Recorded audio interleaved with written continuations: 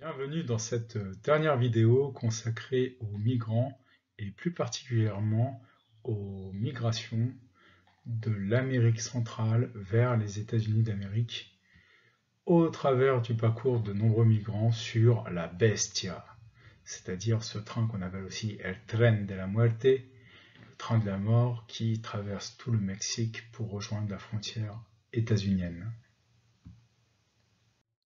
Alors nous avons donc procédé à l'étude de la route mexicaine vers les États-Unis. Je dis bien route entre guillemets, puisqu'en fait les migrants empruntent les voies de chemin de fer et montent sur les toits. Alors la Bestia, appelée également El Tren de la Muerte, train de la mort, transporte sur le toit de ses wagons des vagues de migrants depuis le début des années 2010. Oui, vagues parce que en fait ce n'est pas en flux continu. Il y a des crises migratoires de temps en temps. Tous les ans, environ 400 000 personnes originaires du Guatemala, du Salvador et de l'Honduras tentent ce voyage pour échapper aux contrôles routiers et aux camps de détention. S'ils prennent la route, ils peuvent tomber sur des contrôles de police, il y a également des douanes, tout comme en France, et donc là, ils peuvent se faire attraper. Et ils seront mis dans un camp et renvoyés dans leur pays d'Amérique centrale. Le convoi part du Chiapas, cette région très célèbre parce que assez pauvre et où il y a eu des révoltes zapatistes au début des années 2000. Puis il traverse tout le Mexique jusqu'aux villes frontières de Nogales ou de El Paso. Alors nous avons plus particulièrement étudié Nogales qui se trouve à la frontière avec l'Arizona. Le voyage est très dangereux et de nombreux migrants meurent, se blessent grièvement, se mutilent ou encore sont enlevés par des trafiquants le long de cette route vers le nord et les États-Unis. On demande des rançons ou alors, hélas, ils tombent dans des trafics, dans des traites et ils deviennent une sorte d'esclaves modernes. Alors, support, vous avez besoin pour faire ce travail d'abord de la fiche d'activité que vous avez dû télécharger. Et puis, vous avez besoin également de Google Maps. On peut utiliser aussi via Michelin, ça change de Google Maps, un atlas, si on n'a pas de système d'information géographique, de SIG. Avoir absolument le reportage de France 24 au Mexique à bord de la Bestia, ce train de marchandises emprunté par les migrants. Ce reportage a été traduit dans de nombreuses langues, comme l'anglais et l'espagnol, et on le retrouve notamment sur de nombreuses pages de chaînes de télévision sud-américaines. Pour aller plus loin, enfin, il y a un excellent reportage d'Arte, mais il dure un peu longtemps. Je vous ai mis aussi le lien. La Bestia. Alors, nous allons tout d'abord nous intéresser au départ, puisque ces migrants partent donc du Chiapas, et plus particulièrement d'Arriaga, qui est donc une ville au nord du Chiapas. Il va falloir essayer de comprendre pourquoi. Nos migrants voyagent donc du sud vers le nord. Ils partent donc de Ciudad Hidalgo, qui est en quelque sorte la ville frontière avec le Guatemala, au bord d'un fleuve côtier, le Rio Suchiate, pour prendre tout un réseau de chemins de fer. On voit différentes lignes liées à différentes compagnies qui vont donc les mener jusqu'aux villes frontières au nord, à proximité des États-Unis d'Amérique. Alors c'est notamment le cas au niveau de Nogales, qui donne donc sur l'Arizona.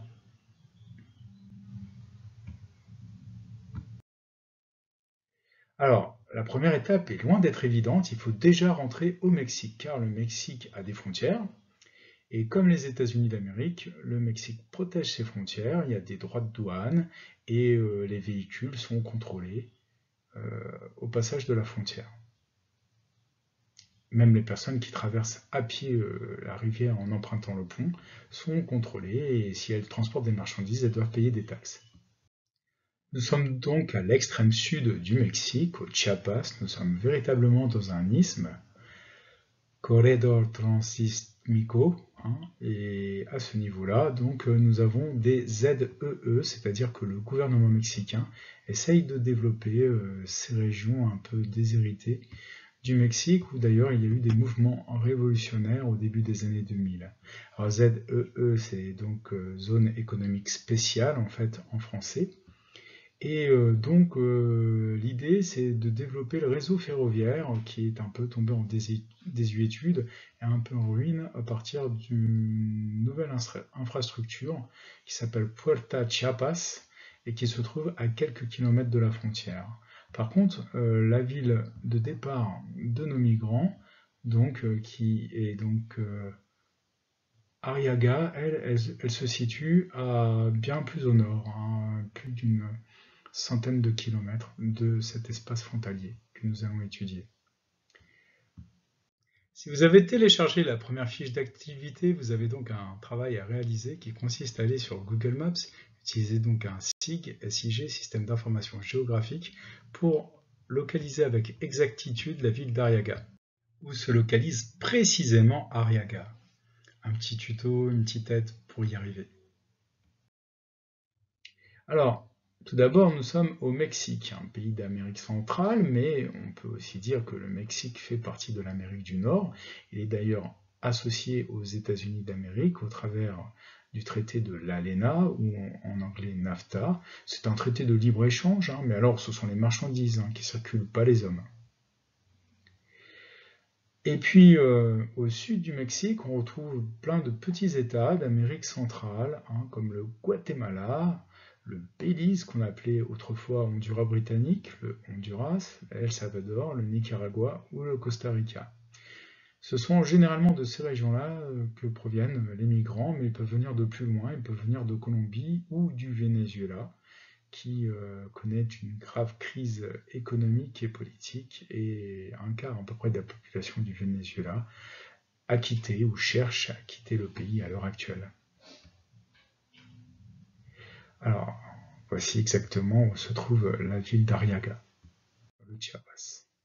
Alors, changeons d'échelle, on va passer donc à une plus grande échelle pour bien repérer cet isthme entre la mer des Caraïbes, les Antilles, et l'océan Pacifique. Je rappelle, programme de collège, des fondamentaux. Un isthme, c'est un bras de terre entre deux mers. Donc là, on est bien entre les Caraïbes et la façade pacifique du Mexique.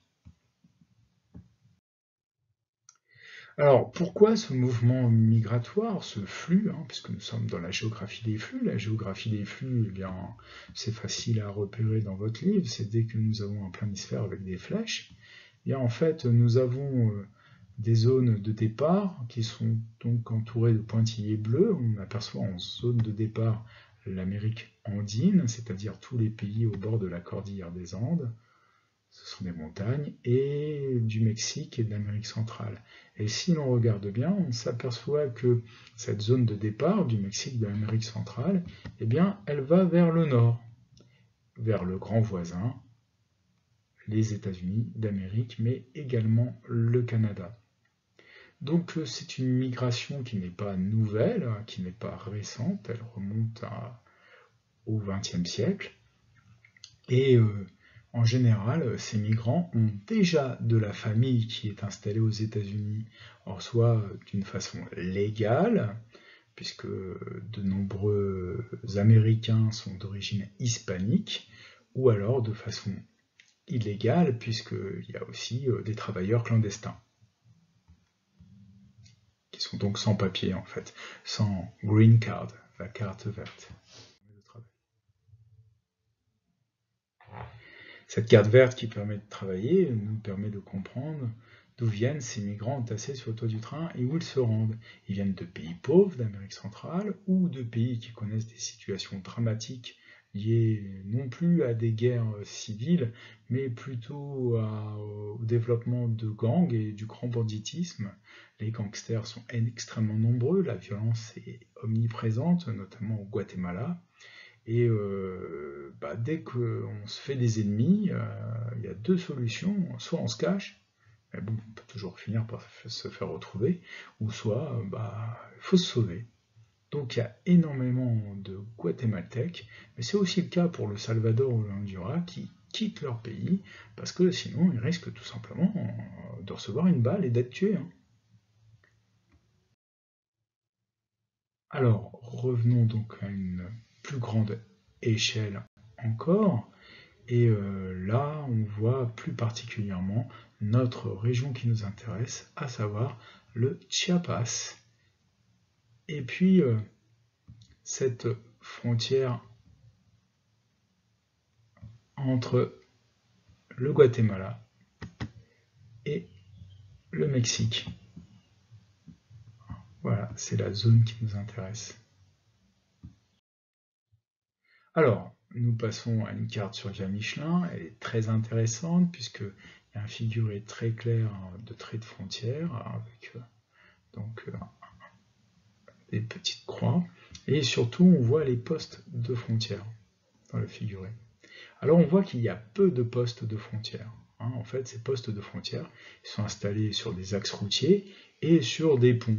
C'est très pratique puisque finalement, notre Rio Suchiate sert donc de frontière naturelle entre le Mexique et le Guatemala. Alors, on va localiser un endroit très précis. On est au nord de Ciudad Hidalgo. Nous sommes à Talisman. Alors ça, c'est le nom du côté mexicain. Du côté guatémaltèque, la ville s'appelle El Carmen. Et on voit très très bien la rivière.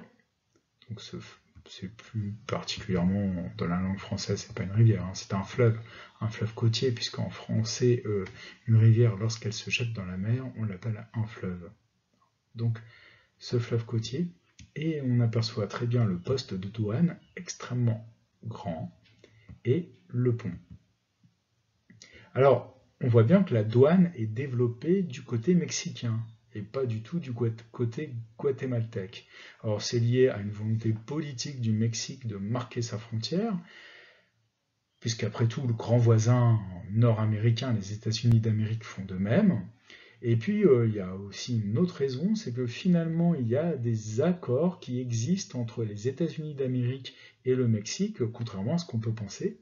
Et ces accords font que les Mexicains, en fait, ils font le job pour les Américains. Et en fait, ils bloquent déjà les migrants au niveau de la frontière entre le Mexique et le Guatemala. Et d'ailleurs, dans toute cette zone frontière, on voit énormément de Yankees, hein, c'est-à-dire d'Américains du Nord, qui sont en fait des gouvernementaux, du gouvernement des États-Unis, qui aident ou qui renseignent les fédéraux mexicains. Alors voici le poste frontière de Talisman, El Carmen au Guatemala. Alors on voit bien qu'il y a une véritable frontière physique, avec des portiques, avec des grilles, marquage au sol aussi très très présent, donc on veut vraiment montrer qu'on change d'espace. On a beau parler la même langue, puisque tous ces pays sont hispaniques, ils parlent donc la langue espagnole, mais chaque pays est indépendant et fier de sa particularité. On est dans des États extrêmement nationalistes. Alors voici donc notre fleuve. Alors, vous comprenez pourquoi on l'a appelé une rivière tout à l'heure. Donc le Rio Suchiate. Alors oui, par gué, il est traversable très très facilement à pied. Et c'est ce que font des migrants ou des contrebandiers, puisque les deux populations se mélangent très facilement. C'est-à-dire tout simplement des personnes qui font passer des marchandises du Guatemala au Mexique. Effet de frontière, on est à la frontière et finalement les Mexicains sont très très contents d'avoir le Guatemala juste à côté de chez eux pour récupérer des marchandises moins chères, sans taxe, forcément sans taxe, puisque à la place de passer par le pont et de donner un peu d'argent à nos amis les douaniers, eh bien eux, ils sont passés directement en se mouillant les pieds en traversant donc la rivière. Alors, autre image très très intéressante, il y a énormément d'hôtels à El Carmen, donc cette ville guatémaltèque, parce que nous avons là donc tout un groupe de migrants, on voit très bien, ils sont seuls. Alors, qui sont les accompagnateurs? Est-ce que ce sont des narcotrafiquants, des trafiquants de drogue? C'est pas évident à dire. En tout cas, en général, les personnes qui guident ces migrants pour aller jusqu'en Amérique du Nord sont pas des gens très recommandables, pas très sympathiques. Ils sont liés à tout un système mafieux de grand banditisme. Et ils attendent de pouvoir passer. La zone du poste frontière est très vaste, puisque là nous apercevons tout au fond de l'image notre premier poste frontière étudié, et là un second portique, beaucoup plus moderne, beaucoup plus vaste. Notons notamment la présence de caméras de surveillance. Bien évidemment, il y en a aussi sous le portique. Alors, pourquoi cette deuxième frontière? Eh bien, c'est parce que, naturellement, la frontière, elle a un but, c'est contrôler les marchandises. On a vu tout à l'heure les contrebandiers qui passaient par la rivière. Mais il faut aussi contrôler les personnes. Et puis, en fait, on contrôle aussi un savoir, on échange des informations avec le grand voisin, les États-Unis d'Amérique, notamment sur les personnes qui passent, puisque les caméras ont un double but, c'est d'abord noter l'immatriculation des plaques et des véhicules, mais aussi, en raison de l'existence de la reconnaissance faciale, savoir qui passe exactement. Donc une frontière, c'est un lieu d'échange, de marchandises, un lieu d'échange de personnes, mais on oublie trop souvent aussi échange de connaissances.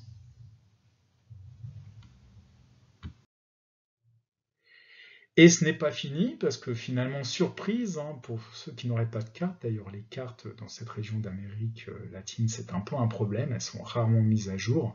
Nous avons tout à l'heure parlé de Puerto Chiapas, eh bien il n'existe même pas sur les cartes en fait. Il faut utiliser Google Maps pour le découvrir, tellement ce port est une création des années 2010. Alors là, nous sommes à une vingtaine de kilomètres en fait de la frontière et surprise, une nouvelle frontière, un nouveau poste frontière. Donc là, le migrant qui est passé au travers de la rivière et qui a voulu prendre une voiture pour aller plus loin, bah, il se fait attraper. Et au Mexique, à d'autres endroits, il y a d'autres checkpoints qui permettent de vérifier quelles sont les personnes qui sont à bord des véhicules.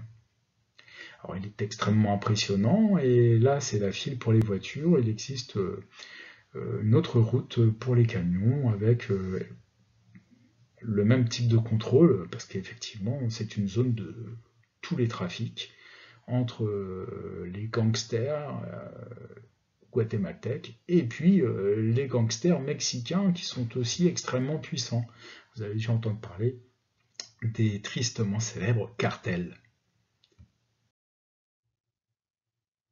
Donc voilà la zone que nous avons étudiée, hein. Donc nous étions au niveau de Talisman, El Carmen au Guatemala, et donc nous avons avancé vers le nord-ouest,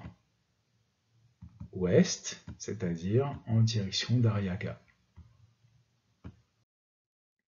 Alors, les trains. Où monter dans les trains? Bah, il y a plusieurs possibilités. On peut monter en gare à Arriaga, mais aussi on peut monter en cours de route, puisque le Chiapas est une grande région d'exploitation donc agricole. Alors ici nous avons donc une plantation de manguiers. Il y a énormément de plantations de manguiers, sinon il y a des bananeraies également.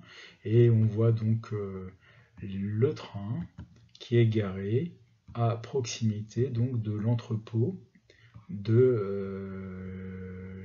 l'exploitation. Donc la possibilité de monter au bord du train jusqu'à Arriaga, elle est assez fréquente, même si les lignes sont peu empruntées et en très très mauvais état. D'ailleurs, il y a des images spectaculaires qui courent sur la télé mexicaine de trains de marchandises dans le Chiapas ou dans les États environnants, comme l'État de Tabasco, qui lui aussi accueille de nombreux migrants et qui viennent d'une région plus au nord du Guatemala, qui jouxte la frontière du Belize.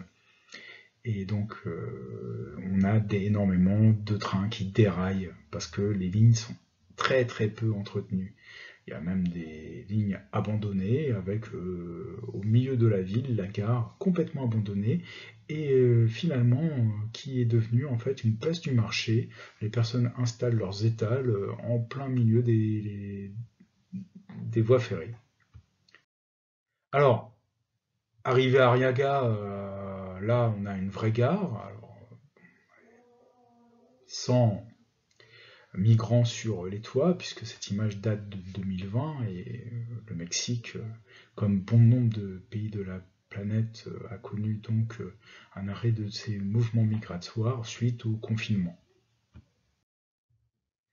Alors, les migrants, lorsque les trains partent, montent sur les toits, c'est extrêmement dangereux. Des fois, ils s'attachent les uns aux autres avec des cordes. Alors, un, ils peuvent tomber. Deux, si jamais la bestia s'arrête d'un seul coup, et bien là, c'est la catastrophe. Pire, bien sûr, si les wagons déraillent. Et puis, les branches d'arbres sont rarement coupées. Il ne faut pas oublier que cette ligne de train, elle traverse des exploitations de manguiers. Les manguiers sont des arbres extrêmement impressionnants avec beaucoup de branches et énormément de personnes sont blessées. Hein. Il faut se mettre à plat ventre et il ne faut surtout pas rester debout lorsqu'on approche de ce que les migrants appellent la jungle, c'est-à-dire ces forêts dégradées ou ces exploitations de manguiers. Alors, je vous conseille absolument de regarder ce clip vidéo d'un groupe de hip-hop mexicain, assez célèbre au Mexique, donc qui nous parle de la bestia. Alors, on n'a pas l'occasion de le passer là, mais absolument essayez de le regarder, car ce clip vidéo, d'abord il vous fera progresser en espagnol, et ensuite il vous montre bien les enjeux sous forme d'un dessin animé, et bon, c'est assez simple à comprendre, surtout lorsque on a bien étudié le sujet. Pourquoi les migrants montent-ils au bord de la Bestia? La Bestia, je le répète, c'est le nom que l'on donne à ce train qui part du sud du Mexique pour aller jusqu'à la frontière nord avec les États-Unis. Quels sont les 4 principaux dangers entassés au-dessus? Ils partent clairement pour migrer vers ce nord qui fait rêver, vers the American Dream, même si ce rêve américain est un peu en train de s'effondrer de nos jours. Et ils partent aussi tout bêtement pour retrouver de la famille, comme on l'a déjà vu. Alors les principaux dangers, c'est monter au bord du train, parce qu'on peut passer sous les roues, il y a énormément de personnes qui sont mutilées, et qui portent des prothèses suite à un accident arrivé avec le train. Deuxième danger important, c'est une fois qu'on est sur le toit, parce qu'il y a les branches d'arbres, donc on peut aussi être grièvement blessé par les branches d'arbres, on peut aussi tomber. Enfin, il faut sauter du train pour en sortir, puisque le train ne va pas s'arrêter. En plus, c'est un train de marchandises très très long, donc il met beaucoup de temps avant de s'arrêter, et beaucoup de gens se blessent grièvement en se jetant du train pour descendre. Puis le dernier danger sont les êtres humains eux-mêmes, parce qu'il y a des personnes peu recommandables au bord de cette bestia. Et puis il y a tous les trafiquants, les personnes qui vont essayer de faire remonter les migrants jusqu'aux États-Unis de façon illégale. Ils vont prendre leur argent et parfois leur vie. L'arrivée des migrants à la frontière états-unienne. Alors on va maintenant travailler sur le mur de Trump. Le célèbre mur. Alors, vous allez vous apercevoir que c'est pas du tout un mur, c'est plutôt un rideau de fer, comme il y avait hélas entre les pays d'Europe de l'Est et les pays d'Europe de l'Ouest avant la chute du mur de Berlin, qui pour le coup était véritablement un mur. Alors ce qui est quand même assez dingue, c'est que pendant la seconde moitié du XXe siècle, on a parlé dans tous les cours d'histoire-géographie, à la télévision, à la radio, de cet horrible rideau de fer qui empêchait les Européens de circuler d'ouest en est ou d'est en ouest de l'Europe. Et finalement, Trump fait exactement la même chose aux États-Unis, entre le Mexique et les États-Unis, et là, il n'y a pas grand monde qui en parle. D'ailleurs, c'est un peu réducteur et un peu vache de toujours évoquer Donald Trump, parce que ce mur, finalement, il est en construction, alors mur entre guillemets, on va le voir, depuis l'époque de Bill Clinton, donc depuis les années 90. Ça s'est accéléré avec Barack Obama, contrairement à ce qu'on peut croire, parce qu'il ne faut pas oublier que ce mur, il a 2 logiques. La première, c'est bien sûr de contrôler qui rentre et qui sort aux États-Unis d'Amérique. Et ça, c'est une thématique très importante sécuritaire depuis les attentats du 11 septembre 2001. Mais il y a aussi une autre logique, c'est lutter contre le trafic de drogue. Et oui, parce que ce mur, il gêne quand même les trafiquants. qui, vous inquiétez pas, ont d'autres stratégies pour faire passer la drogue de l'autre côté de la frontière, hein, comme par exemple l'utilisation de drones ou la construction de tunnels et de galeries souterraines.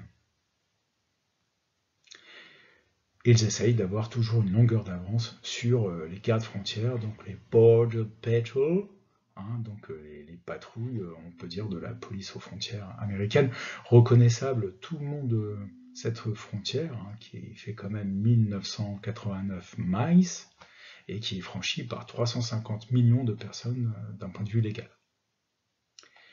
Très reconnaissable avec leur jolie petite voiture, grosse voiture américaine, en fait des pick-up blancs avec du vert. Alors, on débute tout de suite par un grand classique, la conurbation transfrontalière San Diego-Tijuana. C'est un mot un peu compliqué, mais c'est très simple. Conurbation, ça veut dire deux villes de puissance égale qui sont l'une à côté de l'autre. Il y en a une du côté américain, en Californie, c'est la ville de San Diego, et l'autre du côté mexicain, en Californie également, mais en Basse-Californie, à Tijuana.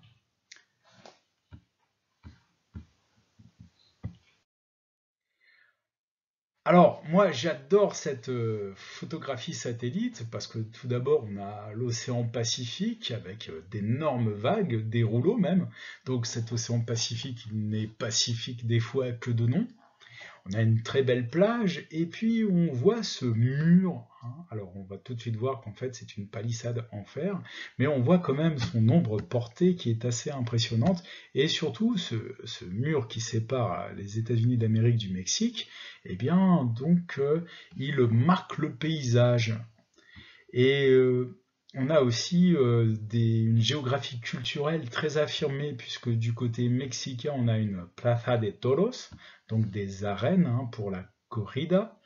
Et du côté américain, alors là, c'est la verdure, extrême, hein, avec un magnifique parc paysager, alors que nous sommes quand même en Californie, qu'il fait extrêmement chaud, nous sommes dans un climat méditerranéen, sec et aride. C'est un emplacement assez célèbre puisque pour ceux qui connaissent la série Fear the Walking Dead, il y a toute une saison qui se passe justement à cet emplacement-là, à Tijuana, où le réalisateur s'est amusé à imaginer en fait les Nord-Américains attaqués par les zombies qui vont se réfugier au Mexique. C'est-à-dire l'inverse de ce qui se passe à l'heure actuelle, où ce sont plutôt des Méso-Américains et des Mexicains qui fuient la misère, la violence et les gangs pour chercher une vie meilleure auprès de leur famille qui est souvent déjà installée en Amérique du Nord. Alors, voici le mur. Alors, vous apercevez que c'est une palissade et absolument pas un mur. Alors, en fer. Alors là, bien sûr, c'est photographié du côté mexicain. Du côté mexicain, on peut photographier donc cette frontière sans aucun problème. C'est pas du tout le cas du côté états-unien. Là, on a la Border Patrol qui est assez importante. Et comme toujours les policiers aux États-Unis, il vaut mieux pas rigoler avec eux, hein, donc il vaut mieux pas s'amuser à s'approcher du mur. On a une sorte de no man's land du côté américain, avec des gars super équipés, armés, avec des caméras, qui sont au bord de quad et qui attendent qu'une chose, c'est foncer sur les personnes qui sont à proximité du mur, parce que c'est plus ou moins une zone sensible. Ce qui n'est pas du tout le cas du côté mexicain, comme on va le voir. Et c'est un peu comme un pied de nez à Donald Trump, hein, cette image. Alors on voit une masse importante de personnes. En fait, nous avons là des touristes, qui sont sûrement des touristes nord-américains qui vont un peu s'encanailler du côté mexicain à Tijuana, ou alors même des touristes mexicains, et puis des migrants qui posent fièrement sur le mur de Donald Trump. Alors, ces migrants, n'oubliez pas qu'ils ont aussi des téléphones portables, hein, puisqu'il faut qu'ils restent en connexion avec leur famille. Il faut également qu'ils reçoivent de l'argent, qu'ils se renseignent sur les routes à prendre. Ils posent là devant ce mur qui montre qu'ils sont arrivés à la frontière des États-Unis. En fait, ils ont un peu tout faux, hein. Vaut mieux pas du tout se retrouver à Tijuana pour passer du côté des États-Unis, pour une raison toute simple. Tijuana, c'est une ville où les trafiquants, les narcotrafiquants règnent depuis très très longtemps. Alors, c'est un petit peu moins vrai depuis que le cannabis a été légalisé en Californie. Du coup, ça leur fait de la drogue en moins à vendre, mais vous inquiétez pas, les trafiquants trouvent d'autres choses à revendre aux États-Unis d'Amérique et d'autres trafics très très dangereux, très malsains à mettre en place au niveau du Mexique. Alors finalement, c'est pas vraiment l'endroit où il faut se trouver parce que s'il passe de l'autre côté, bon bah il y a les Border Patrol, hein, donc cette police aux frontières qui patrouille le long de la frontière, qui va les attraper. Ils seront mis dans des camps de rétention, des camps de détention, et sans un motif vraiment valable, un motif impérieux en fait, comme le fait de risquer de mourir, risquer sa vie si on reste dans son pays d'origine, son pays de départ, eh bien l'émigré va se retrouver rapidement renvoyé chez lui. Donc c'est pas vraiment le meilleur endroit pour passer la frontière. On va essayer de trouver le meilleur endroit pour passer cette frontière. Alors, nous sommes toujours à Tijuana. Je trouve que c'est une image vraiment très très intéressante parce qu'on voit très nettement que les voitures qui sont du côté mexicain, hein, on va peut-être redessiner le trait de frontière. Voilà, donc la frontière elle passe là. D'ailleurs, c'est intéressant parce que les Mexicains, ils occupent l'espace jusqu'à la limite de leur frontière, tandis que les Américains, finalement, aux États-Unis, on a fait un abandon de territoire assez important pour pouvoir justement stratégiquement organiser le verrouillage de la frontière. Alors là, on voit nettement le verrouillage, puisqu'on voit toutes ces voitures mexicaines qui attendent de pouvoir rentrer sur le sol états-unien, sur le sol californien. Elles sont contrôlées, vérifiées, c'est un checkpoint, alors que, comme on l'a indiqué, pour les marchandises, c'est beaucoup plus fluide. On voit très très bien que les marchandises, avec tous ces camions, rentrent beaucoup plus facilement sur le territoire des États-Unis d'Amérique. On passe pas là. Et très intéressant aussi, ici on peut se demander ce que c'est. C'est tout simplement la file des piétons. Les personnes qui se rendent à pied. Alors elle est tellement grande cette file que on a construit un long corridor avec une toiture pour que du côté mexicain, pour que les personnes qui vont à pied, donc dans la banlieue de San Diego, soient à l'abri du soleil, parce que ça tape beaucoup moins le soleil là-bas. Alors, ce rideau de fer, là, on l'a du côté des États-Unis. Ensuite, il y a donc une sorte de no man's land avec une route, donc on a quand même deux routes. Alors celle-là, elle est prise par le public, c'est pour ça qu'on a pu prendre une photographie.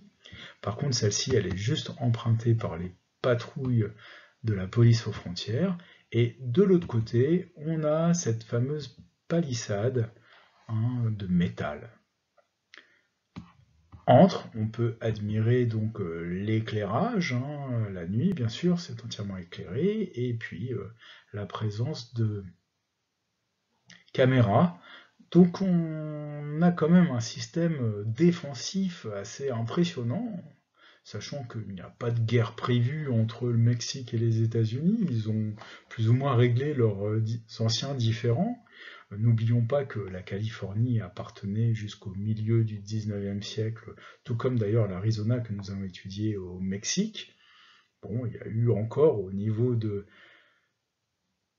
la frontière des petits combats en 1918, mais bon, tout ça c'est quand même plutôt bien terminé, donc c'est quand même assez curieux.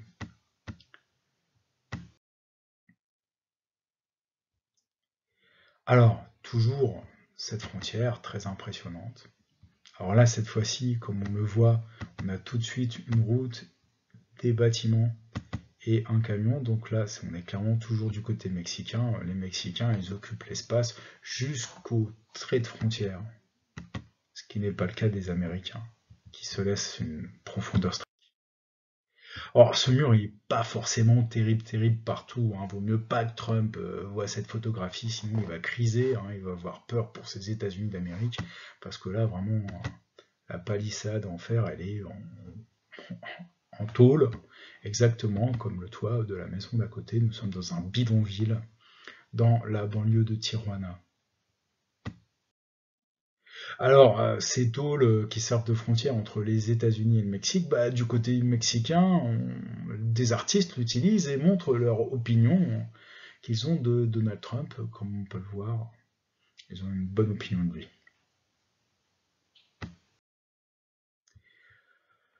La palissade continue. Alors, des deux côtés, nous sommes ironiquement en Californie. Simplement, il y a la Californie mexicaine, la Basse-Californie et la Californie états-unienne.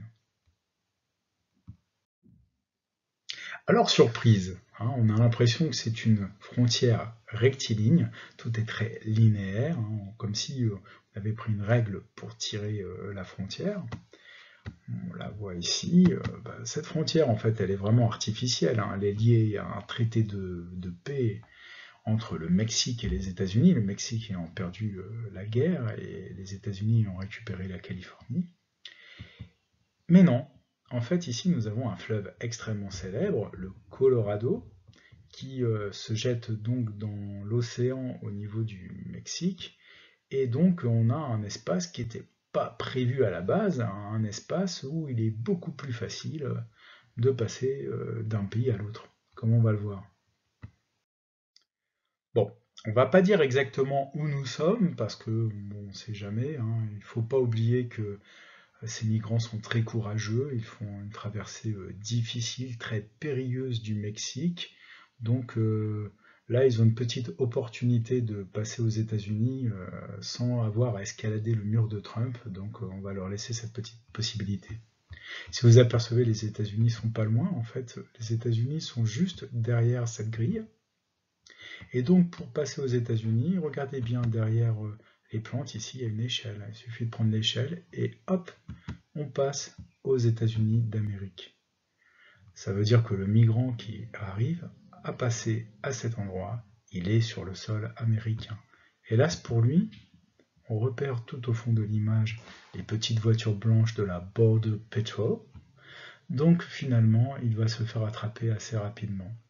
Alors vous voudrez mieux pour lui qu'il ait un bon dossier et des raisons valables de se retrouver aux États-Unis, c'est-à-dire qu'en fait, il ne soit pas un migrant pour des motifs économiques, mais plutôt pour des motifs politiques et religieux.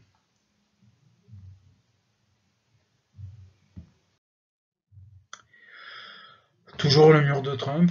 Enfin bon, j'en ai marre de dire mur parce qu'on voit vraiment que c'est pas un mur. Et donc en fait, cette piste très intéressante puisque c'est la piste empruntée par les patrouilles. Alors, si l'on observe bien, on voit l'ancienne frontière. Auparavant, il y avait tout simplement une barrière, un peu type barrière de ranch. Il ne faut pas oublier qu'il y avait de nombreux ranchs qui étaient à la fois aux États-Unis et au Mexique, puisqu'au XIXe siècle, toute cette région-là formait le même pays en fait. Toute cette région appartenait au Mexique jusqu'au milieu du XIXe siècle. Voici arrivés au terminus du voyage de nos migrants au bord de la Bestia. Nos migrants sont donc arrivés à Nogales. Alors Nogales est une ville double, hein, puisqu'elle existe du côté états-unien, dans l'état de l'Arizona, et du côté mexicain. Alors Nogales, au départ, c'est un ranch possédé par une riche famille. Et lorsque, en 1853, donc l'Arizona est devenu un État des États-Unis d'Amérique, et bien du coup, ce territoire s'est retrouvé divisé en deux, et la partie mexicaine s'est développée parce que ça a été le terminus d'une ligne de chemin de fer. Et après, on s'est retrouvé sur le territoire américain. La partie américaine de la ville, elle s'est développée avec l'arrivée donc de la poste, hein, tout un réseau de postes qui a été fondé par un immigrant juif russe au début du XXe siècle. Donc cette ville double, puisque donc il y a une partie états-unienne et une ville mexicaine, c'est là le point d'arrivée, le terminus du voyage de nos migrants. Alors en général, ils ne sont pas sur le toit des trains, on aperçoit les trains jusqu'à l'arrivée, ils sautent en cours de route, ou alors le train s'arrête comme par hasard pour des soucis techniques dans le désert à quelques kilomètres de la ville. Alors là, encore une fois, aucune chance pour nos migrants de passer la frontière au niveau de la ville. On aperçoit le mur, donc cette palissade en fer, et on voit aussi que dans le passé, ce n'était pas le cas, puisque si l'on observe l'axe routier et les rues, qui ne sont d'ailleurs pas parallèles au trait de frontière, ni perpendiculaires, hein, mais plutôt en biais, eh bien on voit bien que l'agglomération était au XXe siècle transfrontalière. On passait très facilement d'un côté à l'autre et de toute façon les populations parlaient l'espagnol des deux côtés de la frontière. Puisqu'il ne faut pas oublier qu'on est dans la zone qu'on appelle souvent Mexique-Americana et cette zone elle est composée essentiellement d'ateliers du côté mexicain, on en voit beaucoup qui travaillent pour des entreprises basées du côté nord-américain, mais les populations sont généralement d'origine hispanique, et si on parle plutôt des Indiens d'Amérique, les réserves indiennes, eh bien, les tribus, qu'elles soient d'un côté ou de l'autre de la frontière, ce sont les mêmes. Du côté américain, on parle donc des Tohono-O'odham. Du côté mexicain, on parle plutôt des Papagos ou des Pima, mais en fait, c'est le même peuple avec la même langue. Donc finalement, cette frontière, elle est véritablement artificielle et elle sépare des peuples qui vivent ensemble depuis des siècles. Alors, voici donc notre région de Nogales à une plus petite échelle, surtout avec une vue satellite. Donc on voit très bien que nous sommes en plein milieu d'un désert. Donc finalement, lorsque les migrants arrivent donc dans cette cité de Nogales, ils ont pour choix généralement de tenter le tout pour le tout et de quitter cette ville. Alors, on aperçoit tout de même légèrement le trait de frontière, voilà, pour essayer de rejoindre le côté nord-américain en passant par le désert. Alors, qu'y a-t-il dans ce désert du côté nord-américain? Il y a tout d'abord des parcs naturels, mais aussi des réserves indiennes. Ce sont des espaces vides d'hommes, hein, comme le nom l'indique. Un désert, c'est un espace vide d'hommes, moins de 2 habitants par kilomètre carré, et ils sont excessivement dangereux. Donc souvent cela se passe mal, et cela se passe mal d'autant plus que de nombreux trafiquants d'hommes, puisque finalement ces migrants ils tombent souvent dans les mains de personnes peu recommandables qui sont des trafiquants, donc se débarrassent des clandestins en les assassinant purement et simplement et en récupérant tout ce qu'ils possèdent. C'est une fin tragique qui arrive hélas assez souvent. Alors là, cette image est très intéressante parce qu'on voit que on est au bord d'un parc naturel. Ogun Pipe Cactus, c'est le nom que l'on donne à ces cactus. Je ne sais pas tellement quel est leur nom en français. Donc on est dans une réserve de la biodiversité. Ça, c'est du côté des États-Unis. Et donc, en fait, ici, nous avons la route mexicaine et la frontière, qui est toujours sous forme donc d'une petite palissade très très sympathique. Alors, bien évidemment, là aussi, la frontière est en train de muter, changer, les caterpillars sont à l'œuvre, et on est en train d'installer, hélas, le entre guillemets mur de Trump, c'est-à-dire ces immenses palissades en fer, ce qui est quand même assez problématique parce que d'un point de vue écologique, bien évidemment, les plantes, les animaux, eux, ils sont ni états-uniens ni mexicains, hein, donc bon, d'un côté c'est une réserve naturelle, Du côté des États-Unis, c'est bien, avec ces cactus assez extraordinaires, en forme de tuyau d'orgue, hein, voilà, organ pipe, tuyau d'orgue. Et du côté mexicain, non, par contre, ce n'est pas une réserve. Alors, toujours cette frontière, donc on voit qu'il y a quand même des endroits où elle est franchissable. Et alors là, c'est très très drôle, puisqu'en fait, les Mexicains ont construit une grande route empruntée par bon nombre de camions tout le long de la frontière. Alors là, ce sont les bornes de la frontière, les bornes anciennes du côté mexicain, et juste derrière, il y a la frontière, et ensuite, on a nos fameux cactus tuyaux d'orgue, avec les montagnes de ce désert de l'Arizona. Donc finalement, là, je peux dire que le garage et le bar sont quand même pas installés là par hasard, parce que des migrants qui sont montés à bord des camions, bah, ils descendent là et oups, à pied, tranquille, on passe aux États-Unis d'Amérique. Bon, mais après c'est dangereux, hein, parce qu'on est dans un parc naturel gigantesque, et là, il n'y a aucun être humain, c'est véritablement un désert, donc c'est très très dangereux, là, ils risquent vraiment leur vie. Voilà peut-être aussi pourquoi le mur de Trump n'est pas encore construit à cet endroit-là, c'est parce que, hélas, de toute façon, les migrants qui arrivent à passer, il y a de fortes chances qu'ils meurent ou qu'ils se rendent finalement aux gardes-frontières pour pouvoir être sauvés. Alors on va quand même terminer par une note d'espoir, parce que tout ça c'est pas très très réjouissant sur l'humanité. Alors, c'est une note d'espoir qui nous vient du passé. Voici une image donc de Nogales au début du XXe siècle, on est dans les années 20.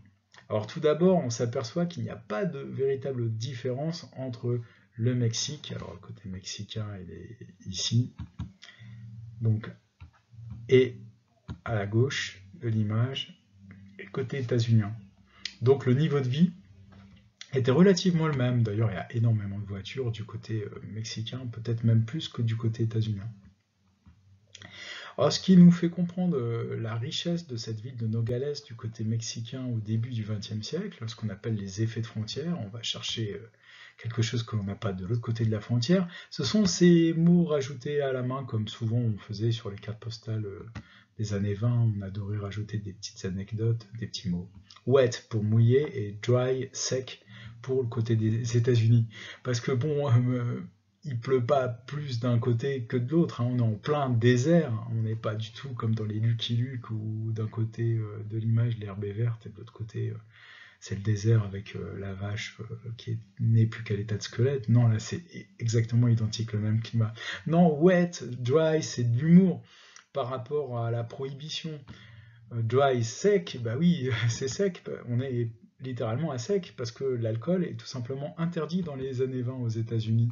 Et donc tous les Nord-Américains de l'époque, ils franchissaient juste le poste frontière, mais ils n'étaient même pas obligés de franchir le poste frontière. Regardez un peu plus loin, on passe sans aucun problème. Et du côté mexicain, vous aviez donc des établissements qui proposaient à boire aux Nord-Américains. Et ça faisait la fortune de la ville. Alors, on va terminer par cette image, comme quoi tout est relatif. Hein. Le bon côté des choses, the bright side. Trump is finally interned. Donc finalement, le mur, on peut penser que c'est une marque d'hostilité par rapport aux populations pauvres et fragiles, démunies d'Amérique centrale de la part des États-Unis. Mais on peut aussi inverser les perspectives et finalement ce sont aussi les Américains qui sont en train de se couper du reste de la planète. Voilà, c'est terminé pour cette vidéo. Merci beaucoup de l'avoir visionné, c'est la dernière de cette année scolaire 2019-2020, année scolaire un peu particulière. Ciao.